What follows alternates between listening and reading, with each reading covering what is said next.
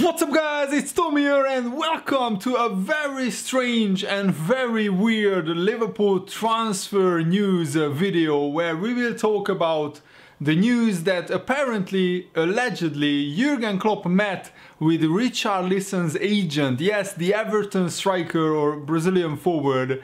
Apparently he is interested in leaving Everton. And this is about as weird a transfer rumor as it gets, but I want to discuss it with you guys. Do you think Everton would sell to Liverpool for a big money move? I don't think so. The last time these two clubs did business together, I mean, it was probably 50 or 60 years ago or something crazy like that. But the usually reliable Brazilian newspaper UOL, I'm not sure how to pronounce this name, they have reported that Jurgen Klopp has had several meetings with the agent of Everton striker Richarlison. The agent's name is Renato Velasco, and also this newspaper claims that an offer of around £70 million would be required to tempt Everton into selling us their star players. I think it would take much more than that, and I don't think Richarlison is worth £100 million. Because I think that's what it takes for Liverpool to get him. Richarlison is a good player, don't get me wrong, but I think he's at the right club. I don't think Richarlison would get into any of the top 6 clubs. He scored 12 goals in the Premier League so far, which is a decent return, but he's still a very raw player. He's just maturing into a very good attacker. He's only 21 years old. And I frankly can't see Everton selling Liverpool potentially their best player. But also Richarlison came out with a tweet saying I'm happy. That's all he said, implying that he's happy at his current club, Everton. Maybe he just wanted to calm the fans down to quash the transfer rumors. But the newspaper reckons that privately Richarlison would be open to the transfer because Richarlison wants to play in the Champions League sooner or later, or wants to play in a club who plays in the Champions League. It would be very, very difficult for Liverpool to do business with Everton because we know that these clubs really don't like each other, and why would Everton help Liverpool with selling their best player? I mean, Imagine the Everton fans. There would be riots in the stadium and around the club. And I think Richarlison would love to play for a Champions League club, but I just don't see how Jurgen Klopp would meet with his agent multiple times, according to this newspaper. But interestingly, former Rangers manager Ally McCoist said that it wouldn't surprise me at all. That's what he said about this transfer rumor. McCoist was asked on TalkSport whether or not he thought the story had any real basis, and he said, and I quote him, "Well, it's a possibility, but you have to say that you would doubt very much that Klopp has met with the player's agent, and I don't think you are allowed to do that." And McCoist is right. If Jurgen Klopp met with his agent behind Everton's back, that's illegal. In today's football rules, first you have to negotiate a price with the club. We know that's not how it works. We know that the players' representatives and the club's representatives already communicate with each other before an official bid is made, because why would a club bid for a player if the player has no interest in joining that club? So that's how it works, even though it's not legal. Usually somebody around the club contacts the players' representatives in one way or another, especially in today's day and age when communication is so easy. I don't think you can ban that type of thing. And Ally McCoist continued, "Absolutely, I will say I think he's top class, Richarlison. I really think he has been a great signing for Everton, who incidentally are one of the form teams in the league at the moment. They have had some good results, great performances, vastly improved performances. It doesn't surprise me, as Klopp, I mentioned it earlier, he's a very, very intelligent man, and he looks at his side and specifically targets players for roles within his side, and he did it with Alisson, with Van Dijk, to the benefit of the team and the club. And as I said, he's always on the lookout for good players that could fit into his side. And could Richarlison do it? Could he fit into the Liverpool side? Yes, they would have to change their style a little bit, but it gives them another option. He will want to play, don't think any doubt about that. When he's playing, he's scoring goals and doing well, and if he goes to a club like Liverpool, he clearly wouldn't be an automatic choice. His chances of playing would diminish, you know, slightly in terms of every week, as at the moment Liverpool have a better side than arguably every other club apart from Manchester City. And also McCoy said this, from Jurgen Klopp's point of view, it makes a lot of sense, absolutely makes a lot of sense. I look at the player, I think he's eventually going to be top class, he's clever, good goal scorer, and I think he's certainly on the up. In terms of that, it wouldn't surprise me at all if Klopp was interested in someone in the caliber of Richarlison, the class of Richarlison, but I can hear the horror from across Goodison Park as we speak, as losing a top player and losing him to their biggest rivals wouldn't go down well with the fans, and I fully agree with McCoy.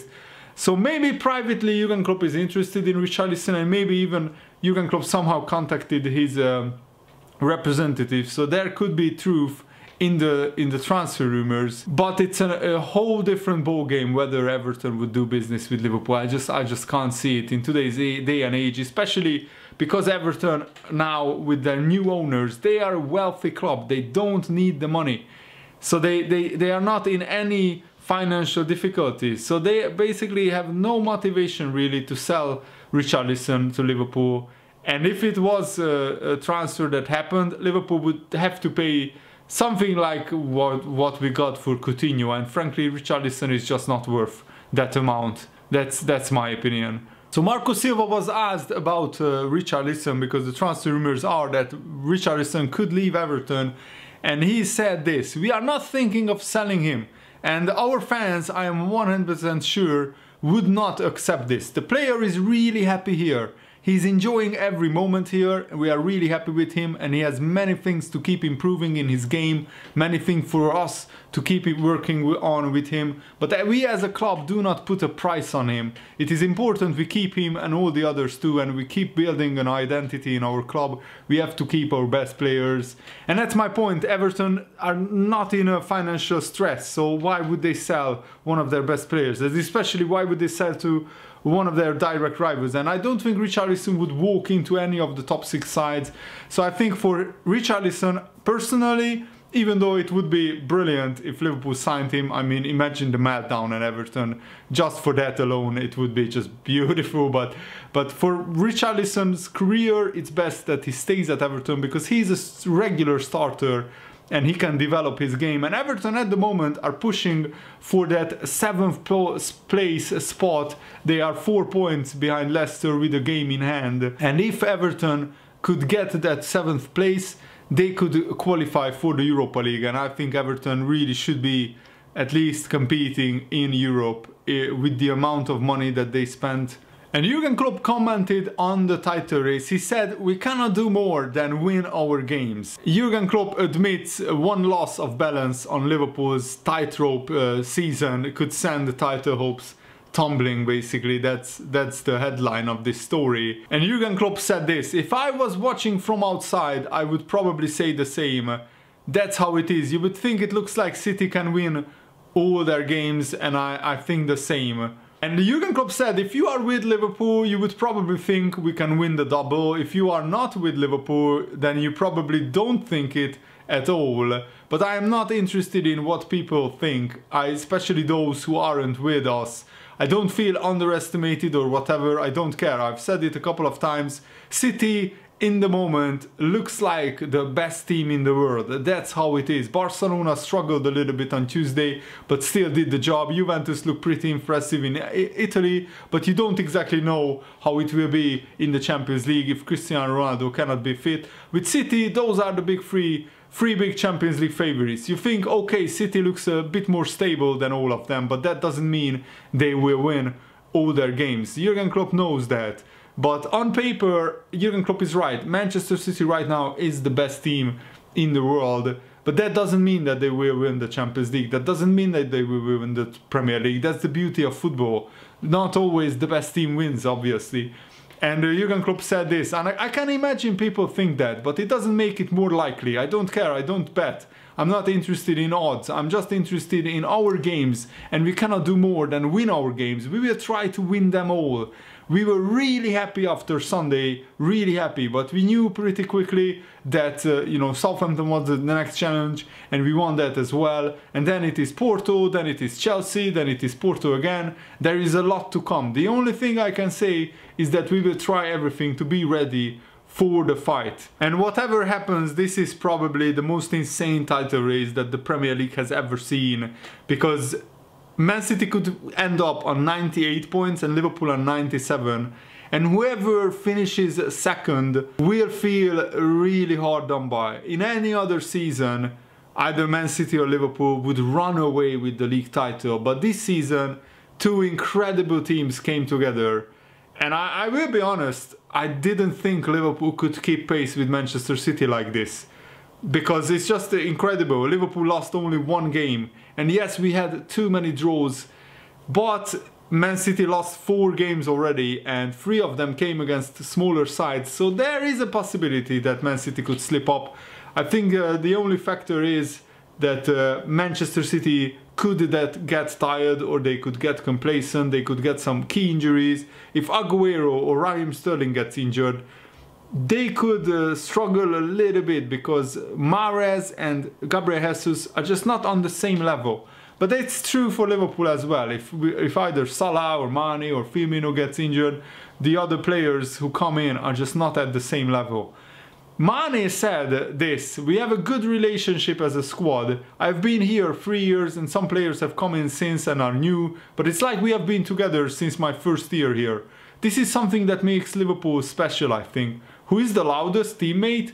Robertson, he's always talking. You might think he's quiet, but he's always talking, always joking, talking loudly, everything. Of course, training is sometimes very hard, but when it's hard in training, I think that will ultimately make things easier in a game. That's why I think if we play at a high tempo, it's difficult for any team to play against us because of the training, so we actually enjoy the intensity of it. And even though Mane didn't score against Southampton, he had a really good game. He was a constant menace on the left side, running at the defense, and I just love Mane. He's probably my favorite player at Liverpool. He's just brilliant, exactly the type of Liverpool winger that I was crying out for before we actually signed him. And just to think that now we have Mane and Salah, 2 electric wingers at the club, is just brilliant, because I just love players who take on defenders, who are quick and who just strike fear into the opposition fullbacks by running at them, dribbling past them. That's brilliant. I just love that. And you know what almost nobody talks about? James Milner's contract. His contract is expiring at the end of the season, and nobody seems to care or realize. I've never seen many Liverpool fans talking about this. And Milner might not be the first name on the team sheet, but he's a very important player. You could see how much he changed the game when he came on at Southampton. And I think Jurgen Klopp trusts Milner a lot, and I think we should tie him down to another 2 years at least, to a 2-year contract. And yes, we have Naby Keita, Shaqiri, other players, but they don't have the experience, the know-how, and the defensive you know, discipline that James Milner has is outstanding. Nathan Redmond was running at Trent Alexander-Arnold, and he was probably terrorizing Trent a little bit. James Milner came on in the second half, and Redmond almost couldn't get a sniff. It was outstanding how James Milner defended in the second half, and also he created some very good chance. So why hasn't Liverpool not offered him an extension? His deal officially runs out in 2019, but there are suggestions that there is an option for the club to extend until 2020. We don't know the exact contract details, but that is the speculation. So perhaps Liverpool plan on doing just that at the end of the season, but it doesn't feel like it does feel like it's being left a little bit late.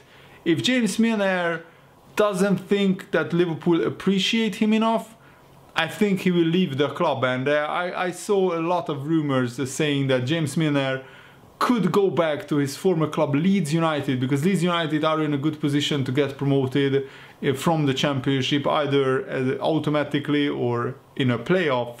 But Milner would be interested in, I think, in going to Leeds United. And even though Milner is approaching his 34th birthday, so he is not the youngest anymore, his stamina and his physical attributes are still good enough. So I think we should extend his contract if Liverpool have the option to do so. Stephen Warnock, former Liverpool player and Sky Sports pundit, said for Liverpool to get that psychological edge of points on the board, it's very big after the big result against Tottenham and Southampton. I think Liverpool have been fortunate in the last few months. The Jordan Pickford error, the Julian Speroni error, they have been fortunate with goalkeepers making errors. Hugo Lloris and the Fulham goalkeeper Rico also made a mistake which gifted Liverpool the winner. For Liverpool fans, it is amazing to win games like that. I still think that both Man City and Liverpool will drop points. That's what Warnock said. Do you agree with him? Let me know. I think only one team will drop points, and I really hope that will be Manchester City, because if it's Liverpool, I can't see Man City dropping points in 2 games. But of course, I hope I'm wrong. Stephen Warnock continued, and I quote, "I think the games Man City have, playing Tottenham 3 times in a week, plus they have to try and get a result at Old Trafford. Manchester United's form has dipped a little bit, but in a derby, form is going out of the window and anything can happen." So I think the Southampton game was massive for Liverpool to win that. And this is where I will end the video. Let me know if you enjoyed it by leaving a like. Thanks for watching. Hope you enjoyed this. See you later, guys. Goodbye.